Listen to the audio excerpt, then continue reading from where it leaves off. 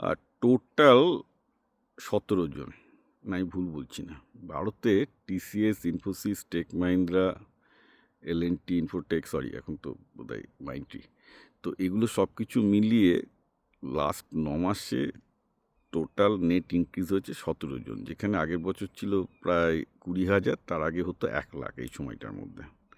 তা আপনি বুঝতেই পারছেন যে ভারতের আইটিতে লোক নেওয়া কী পরিমাণ কমে এসছে। লাকিলি নেগেটিভ না, আমার তো ধারণা ছিল নেগেটিভ হয়ে গেছে, তা নেগেটিভ হয়নি, পজিটিভ আছে 17।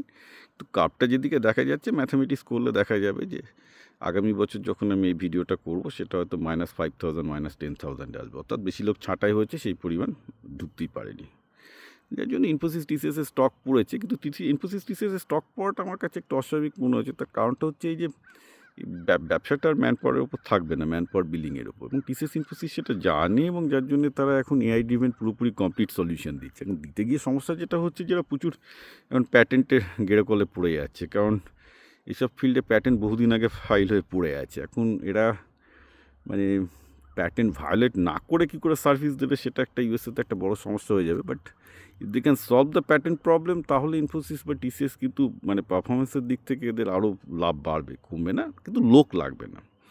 আগে যা লোক ছিল তার 10% লোক নিয়ে একই প্রফিট করবে, কিন্তু ওদের এখন আমি বলছি প্যাটেন্ট এবং আইপি প্রবলেমটা সলভ করতে হবে। That is a big problem.